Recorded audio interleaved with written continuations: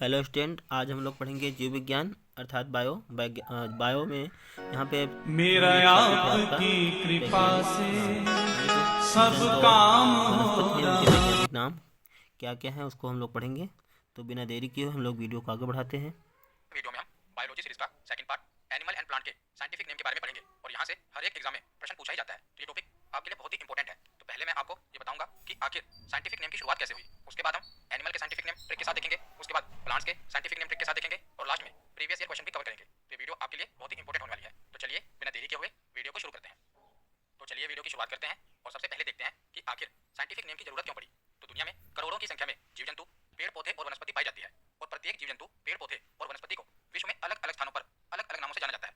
जैसे कि भारत में लायन को क्या कहते हैं, शेर या सिंह कहते हैं, और वहीं स्पेन में शेर को क्या कहा जाता है, तो लियोन कहा जाता है। पोलिश में लोय कहते हैं और स्वाहिली भाषा में शेर को सिम्बा कहते हैं। तो स्वाहिली भाषा दक्षिण हिंद महासागर में जो सोमालिया वाला देश है वहां से लेकर मोजाम्बिक वाले क्षेत्र में बोली जाती है। तो स्वाहिली भाषा में शेर को सिम्बा कहा जाता है। तो देखिए, जानवर एक ही है शेर, पर उसको अलग अलग भाषाओं में अलग अलग देशों में अलग अलग नामों से जाना जाता है, पर जानवर एक है। तो इसीलिए क्या किया गया कि एक जानवर का एक ही साइंटिफिक नेम रखने का विचार आया कि एक जानवर को पूरी दुनिया में एक ही वैज्ञानिक नाम से जाना जाएगा। और वैसे इसके स्थानीय नाम अलग अलग भाषाओं में अलग अलग होंगे। जैसे लायन को भारत में क्या कहते हैं, शेर कहते हैं, और वहीं पोलिश भाषा में से लोय कहते हैं, पर इसका साइंटिफिक नेम पूरी दुनिया में एक ही रहेगा। इसीलिए साइंटिफिक नेम का विचार आया कि जो भी जानवर हैं या पेड़ पौधे हैं इनके स्थानीय नाम तो अलग होंगे, पर इनका वैज्ञानिक नाम पूरी दुनिया में एक ही रहेगा। तो अलग अलग नामों की इस कंफ्यूजन को दूर करने के लिए वैज्ञानिक नामों की व्यवस्था की गई है। तो कार्ल लिनियस नाम के स्वीडिश जीव वैज्ञानिक ने सर्वप्रथम 18वीं शताब्दी में वैज्ञानिक नाम प्रणाली यानी कि साइंटिफिक नेमिंग की शुरुआत की थी और इसको नोमेनक्लेचर या साइंटिफिक नेमिंग कहते हैं। तो पिछली वीडियो में मैंने आपको बताया था ना कि टैक्सोनॉमी के 3 स्टेप होते हैं। पहले अगर कोई भी जीवधारी है उसका क्या किया जाएगा, आइडेंटिफिकेशन की जाएगी, उसके बाद क्लासिफिकेशन होगी और तीसरा स्टेप क्या था उसका नोमेनक्लेचर यानी कि नामकरण। तो वही नामकरण आज हम देखेंगे। तो फादर ऑफ टैक्सोनॉमी कौन है, कार्ल लिनियस, जिन्हें कैरोलस लिनियस भी कहा जाता है। तो कार्ल लिनियस के द्वारा दी गई इस पद्धति को द्विनाम पद्धति या बायोनेमियल नोमेनक्लेचर कहते हैं। याद रखिएगा, उन्होंने जो ये साइंटिफिक नेम की पद्धति दी है इसे बायोनोमियल नोमेनक्लेचर या द्विनाम पद्धति कहा जाता है। तो साइंटिफिक नेम को दो भागों में बांटा गया है। पहला है जूलॉजिकल नोमेनक्लेचर यानी कि जंतु नामकरण, जिसमें सभी जीव जंतुओं का नामकरण होगा। दूसरा है बोटैनिकल नोमेनक्लेचर यानी कि पादप नामकरण, जिसमें सभी पेड़ पौधे और वनस्पति आ जाती हैं। तो जंतु नामकरण में सभी जीव जंतुओं को कवर किया गया है और पादप नामकरण में सभी पेड़ पौधों को कवर किया गया है। तो कार्ल लिनियस ने साइंटिफिक नेम को लिखने या निर्धारित करने से पहले कुछ रूल्स बताए हैं, कुछ नियम बताए हैं जिनको फॉलो करना पड़ता है। तो पहला रूल है कि जो भी साइंटिफिक नेम होगा ये लैटिन वर्ड्स में होगा। तो लैटिन बहुत ही पुरानी लैंग्वेज है, जैसे संस्कृत पुरानी लैंग्वेज है ना, इसी प्रकार लैटिन भी पुरानी लैंग्वेज है। तो उन्होंने कहा कि जो भी साइंटिफिक नेम होगा ये लैटिन वर्ड में होगा। दूसरा रूल है कि साइंटिफिक नेम 2 वर्ड्स का होगा। जैसे आपको पता होगा कि मनुष्य का यानी कि ह्यूमन का साइंटिफिक नेम क्या है, तो होमो सेपियंस आपको पता होगा। तो ये नाम 2 शब्दों का है ना, तो इसी प्रकार जितने भी साइंटिफिक नेम होंगे ये 2 वर्ड्स के होंगे। और तीसरा नियम क्या है, जो भी साइंटिफिक नेम होंगे वो होंगे तो 2 वर्ड्स के। तो उसमें से जो पहला वर्ड होगा, जो फर्स्ट टर्म होगा ना, पहला वर्ड उस जंतु या पौधे के वंश के बारे में बताएगा, उसके जीनस के बारे में बताएगा। जैसे मनुष्य का साइंटिफिक नेम है होमो सेपियंस, तो होमो क्या है, ये वंश है। तो पहला वर्ड उस साइंटिफिक नेम के वंश के बारे में बताएगा और सेकंड वर्ड उस साइंटिफिक नेम के जाति यानी कि स्पीसीज के बारे में बताएगा। जैसे सेपियंस क्या है, स्पीसीज है, होमो क्या है, तो ये वंश है। उसके बाद चौथा रूल क्या है कि जीनस का नाम कैपिटल लेटर से शुरू होता है। तो जब भी कोई भी साइंटिफिक नेम लिखा जाएगा तो पहले वर्ड का जो पहला अल्फाबेट होगा यानी कि होमो का जो एच है ये कैपिटल लेटर में होगा और जो सेपियंस का एस है ये स्मॉल लेटर में होगा। तो ये सभी नियम किसने बताए हैं, तो ये कार्ल लिनियस ने बताए हैं और ये भी एग्जाम में पूछे गए हैं, इसीलिए मैं आपको बता रहा हूँ। तो जैसे होमो सेपियंस लिखा है तो एच क्या होगा, कैपिटल होगा, और स्पीसीज का नाम स्मॉल लेटर से शुरू होगा। सेपियंस का जो एस होगा ये स्मॉल लेटर का होगा। पांचवा रूल क्या है कि प्रिंटिंग मटेरियल पर जब भी साइंटिफिक नेम छापा जाएगा तो वो इटैलिक फॉन्ट में होगा। तो इटैलिक फॉन्ट कैसा होता है, जो आप ये देख रहे हैं थोड़ा सा तिरछा होता है। तो इन्होंने कहा कि जब भी जो साइंटिफिक नेम होगा किसी प्रिंटिंग मटेरियल यानी कि अखबार पर, किताबों पर जब भी छापा जाएगा तो वो इटैलिक फॉन्ट में होगा, ताकि पूरे पैरे में ये अलग दिखाई दे, हमें पता चल जाए कि ये साइंटिफिक नेम है, तो ये इटैलिक फॉन्ट में होगा। और छठा रूल है कि जब भी साइंटिफिक नेम हैंड रिटन होगा तो ये अंडरलाइन होगा, यानी कि जब भी हम कॉपी पर साइंटिफिक नेम लिखेंगे तो वो अंडरलाइन होगा। तो ये 6 रूल कार्ल लिनियस के द्वारा दिए गए थे और एग्जाम में पूछे भी जाते हैं, इसीलिए मैंने कवर किया है। तो आगे हम पहले एनिमल्स के साइंटिफिक नेम देख लेते हैं, यानी कि जंतुओं के साइंटिफिक नेम देख लेते हैं। तो वैसे तो इस दुनिया में कई सारे जंतु हैं, पर सभी के साइंटिफिक नेम आपको नहीं याद रखने, तो जो कि एग्जाम में पूछे जाते हैं और बार बार रिपीट होते हैं, मैंने उन्हीं साइंटिफिक नेम को कवर किया है। और अगर आप पूरी वीडियो को देख लेते हैं तो यहाँ से आपको प्रश्न देखने को मिल जाएगा। तो जहाँ पर जरूरत पड़ी है मैंने इन्हें ट्रिक से याद कराया है, क्योंकि साइंटिफिक नेम है तो आपको थोड़ा याद रखना मुश्किल होगा, पर हम इसको रिलेट करके और ट्रिक से आसानी से याद कर लेंगे। तो पहला तो है मनुष्य यानी कि ह्यूमन। तो ह्यूमन का साइंटिफिक नेम क्या है, तो देखिए मैंने यहाँ पर इंग्लिश और हिंदी दोनों में ही लिख दिया है, पर आपको इंग्लिश में ही याद रखना है, क्योंकि जो साइंटिफिक नेम होगा मैंने आपको बताया वो लैटिन भाषा में होगा। तो लैटिन भाषा इंग्लिश और हिंदी दोनों में एक ही तरह होगी। तो मनुष्य का साइंटिफिक नेम क्या है ये तो आपको पता ही होगा, कोई ट्रिक की जरूरत नहीं है। तो होमो सेपियंस ये मनुष्य का साइंटिफिक नेम है। दूसरा है मेंढक। तो कई बार एग्जाम में पूछा गया है मेंढक का साइंटिफिक नेम क्या है, तो मेंढक का साइंटिफिक नेम है राना टिग्रीना। क्या नाम है, राना टिग्रीना।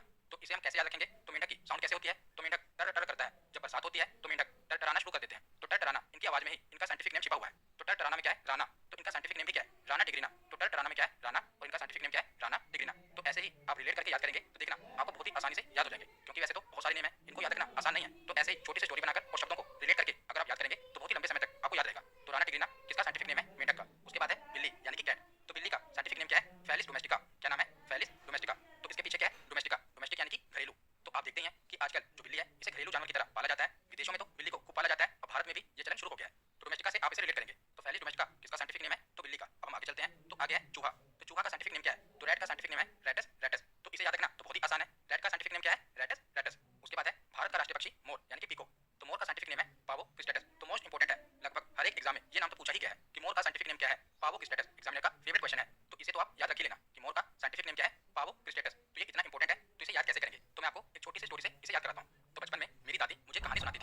में वो मुझे बताती थी कि जो मोर है ना वैसे तो बहुत सुंदर है, पर एक दिन क्या हुआ कि जो उसके पैर है ना किसी दूसरे पक्षी ने मोर से मांग लिए और अपने बदसूरत पैर मोर को दे दिए। जिसके बाद क्या होता है कि जब भी मोर अपने वो बदसूरत पैर देखता है जो कि दूसरे पक्षी ने उसे दे दिए हैं तो बहुत रोता है। तो मोर क्या करता है, अपने पैरों को देखकर बहुत रोता है। तो ये कहानी मुझे दादी सुनाती थी बचपन में। तो ये कहानी मुझे उस समय तो समझ नहीं आई कि मुझे दादी मोर का साइंटिफिक नेम बता रही है, पर मैंने इस कहानी को बहुत ध्यान से सुना था। तो अब हम इस कहानी से मोर के साइंटिफिक नेम को याद रखेंगे। तो मोर जब भी अपने पाँव को देखता है तो वो रोता है। तो मोर का साइंटिफिक नेम क्या है, पावो क्रिस्टेटस। तो पावो को आप रिलेट करेंगे पाँव से और क्राइस्टेटस को पहले 3 वर्ड क्या है, क्राई। तो जब भी मोर अपने पाँव को देखता है तो वो क्राई करता है, वो रोता है। तो इस तरह आप रिलेट कर पाएंगे। देखना अब आपको कभी भूलेगा नहीं कि मोर जब भी अपने पाँव को नहीं पावो को देखता है तो वो क्राई करता है यानी कि रोता है। अब आपको ये याद रहेगा, जब 4 ऑप्शन दिए होंगे ना तो आपके दिमाग में ये कहानी चलेगी, अब आपको भूलेगा नहीं। उसके बाद अगला एनिमल है कुत्ता यानी कि डॉग। तो डॉग का साइंटिफिक नेम क्या है, तो कैनिस फैमिलियर्स ये इसका साइंटिफिक नेम है। और इसे याद रखना भी आसान है क्योंकि कुत्ता ही एक इकलौता जानवर है जो इंसानों के साथ बहुत जल्दी फैमिलियर हो जाता है, यानी कि वो इंसानों के साथ बहुत ही जल्दी घुल मिल जाता है। तो कैनिस फैमिलियर्स यानी कि कुत्ता इंसानों के साथ बहुत जल्दी फैमिलियर हो जाता है। तो डॉग का साइंटिफिक नेम क्या है, कैनिस फैमिलियर्स। तो इसे याद रखना आसान है। उसके बाद आगे चलते हैं। तो आगे गाय। तो गाय का साइंटिफिक नेम है बोस इंडिकस। वेरी इंपॉर्टेंट, कई बार एग्जाम में पूछा गया है कि गाय का वैज्ञानिक नाम क्या है, तो बोस इंडिकस। इंडिकस को आप रिलेट करेंगे इंडिया से और बोस तो बोस है ही, तो गाय को इंडिया में बोस की तरह ही माना जाता है, उसकी पूजा भी होती है। तो बोस इंडिकस किसका साइंटिफिक नेम है, गाय का। उसके बाद है भैंस यानी कि बफेलो।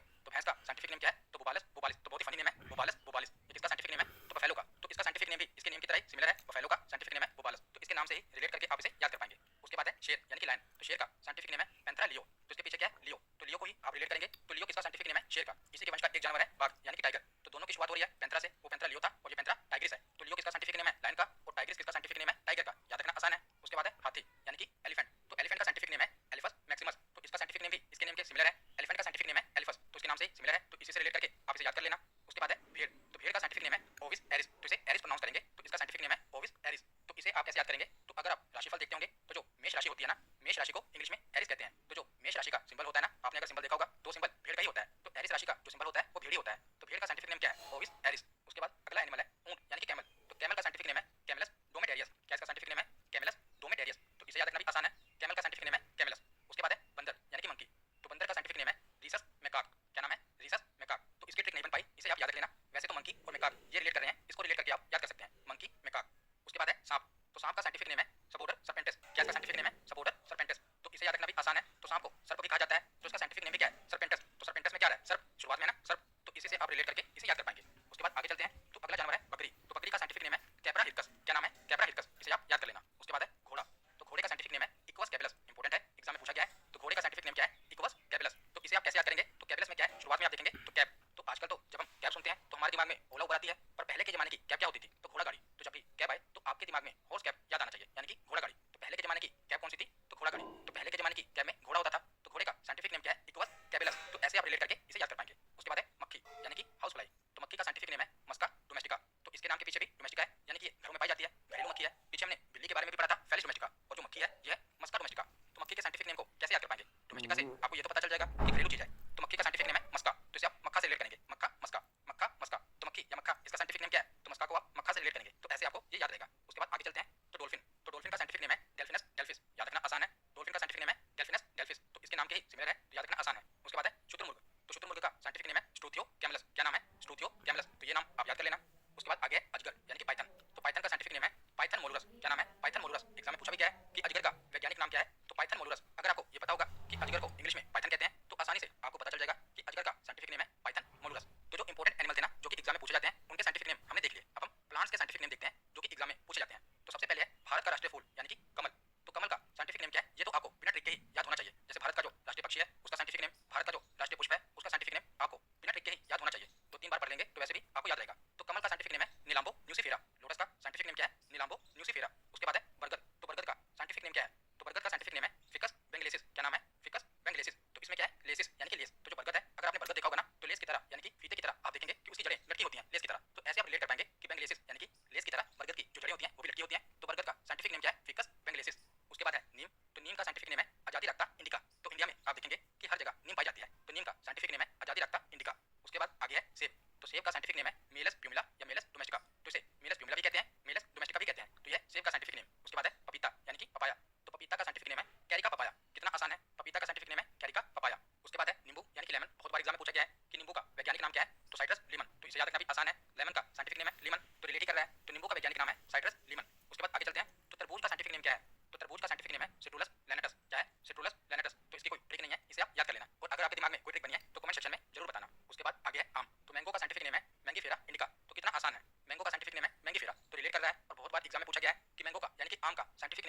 इसका वैज्ञानिक नाम है मैंगीफेरा इंडिका।